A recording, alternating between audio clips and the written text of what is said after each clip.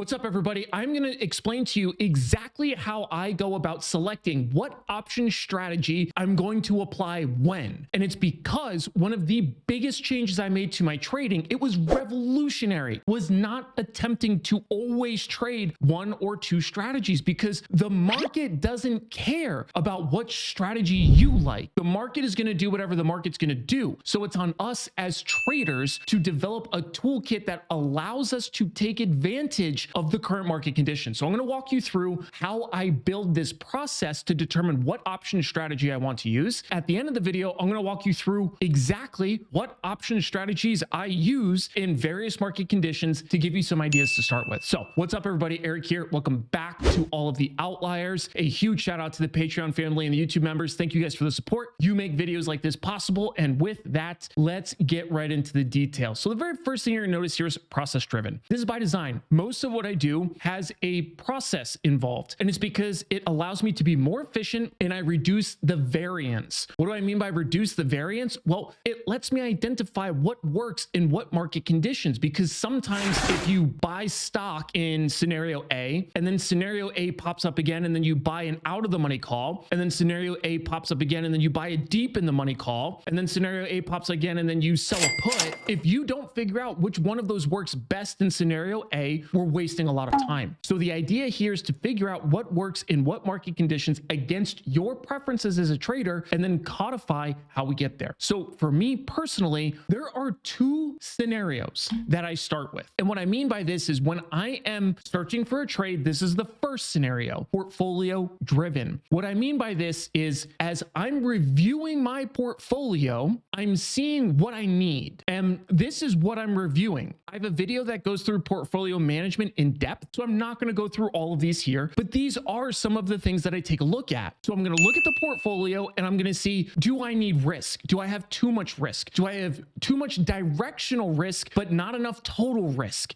I'm going to review the entire portfolio and then look at the end result to see what do I need to change here. And if it's nothing, the other scenario that exists is an opportunity driven trade. So the difference between these two is when I look at the portfolio and then I identify that I need something, I'm already specific to what I'm looking for. So what I mean by that is if I look at the portfolio and I realize, I need more long deltas, well, that immediately starts to narrow down what strategies are going to give me long deltas. Same thing with my gamma risk, my vega risk, all of those sorts of things. When we're looking at an opportunity, this is typically going to be tied to some sort of event for me. So FOMC meetings, that's an opportunity. There's already a certain subset of strategies that fit that opportunity. So how do we figure out once we identify, okay, I'm looking for something based on a portfolio review or something that's opportunity driven? How do we pick what strategy to use? Well, it's simple for me. The first thing I'm going to do is define the hypothesis and then contextualize the hypothesis, which I'll get into in a minute. And then we're going to fit a strategy to it. A lot of times, one or two strategies may actually work for a specific trade, and that's totally cool. But in this scenario, I want to walk you through first the strategies and then how I fit them to the specific opportunities. So over here,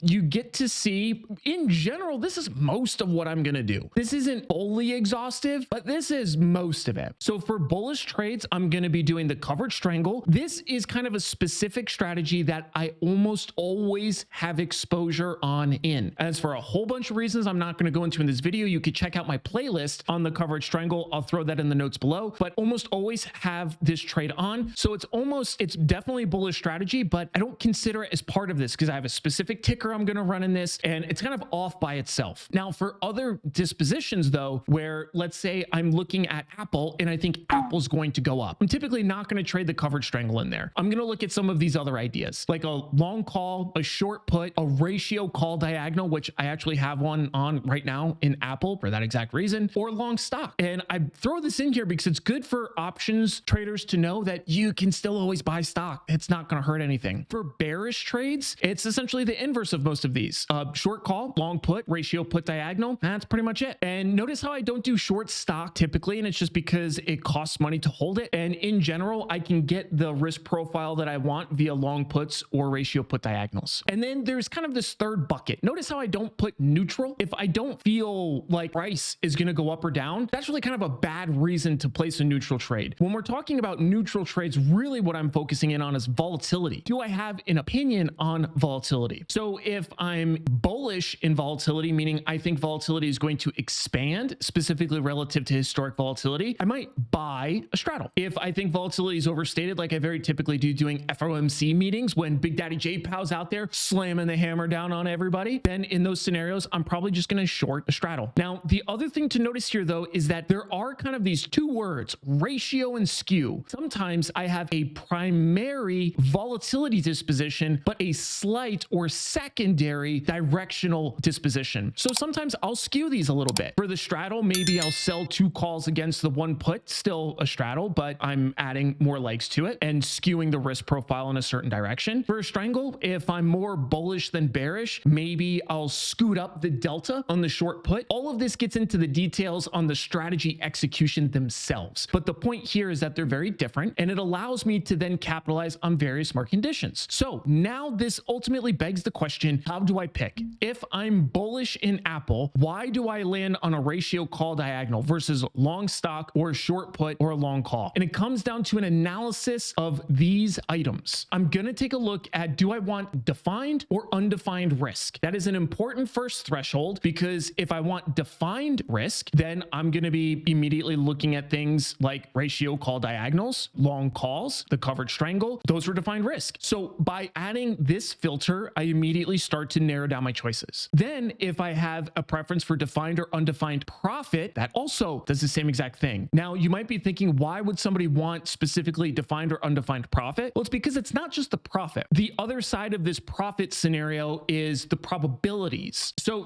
when I'm talking about undefined risk, undefined profit, baked into both of these together is really the probabilistic outcome. So those aside, then I get into my other criteria, like the duration. What's the duration of my hypothesis? So for example, if I'm trading the FOMC meeting, I don't have any sort of super long-term duration on volatility in those scenarios. I'm specifically trading the release itself. Same thing for earnings plays. I'm trading the volatility around the earnings play. So I don't really care as much about super long-term trades. So again, this is naturally going to start narrowing down my choices. So for example, I'm not going to trade any sort of these ratio diagonals if I have a 1-day or a 2-day or a 1-week hypothesis. I'm going to trade something else. So what I'm showing you is, as I'm stitching together these various preferences, I'm naturally backing into only a couple strategies. So the same thing for volatility. What's my volatility disposition? Do I think volatility is expensive? Do I think it's cheap? Do I think it's transitionary? Do I think we're going between volatility clusters? That is also going to naturally determine where I'm going to go in terms of strategy. Then also theta. Do I want to be long or short theta? Again, that inherently will knock off a bunch of these trades. If I want to be collecting theta, then I'm going to be looking at selling strategies. If I want to be long gamma, I'm going to be looking at buying strategies. If I look at my portfolio and my deltas are too high, now I'm looking for short deltas. There are different ways you can gain short deltas. You can either sell deltas in something that is positively correlated with your product, or you can buy inversely correlated deltas. So there's a lot of different ways you can structure these trades, but the point being is, once you outline the trades you trade, the circumstances that these belong to, and then you qualify with what your hypothesis is and fit that around these other criteria, you're naturally going to back into whatever trade that you're looking for, because it's naturally going to limit down different choices. So overall, you don't have to make this a super complex strategy. It doesn't have to be exhaustive, but once you have a decent idea of the criteria that you're looking for, then you are going to be selecting what fits that disposition. So if you have any questions, let me know. Throw it in the comments below. Don't forget to like, subscribe, share the video, be an outlier, and I'll see you guys later.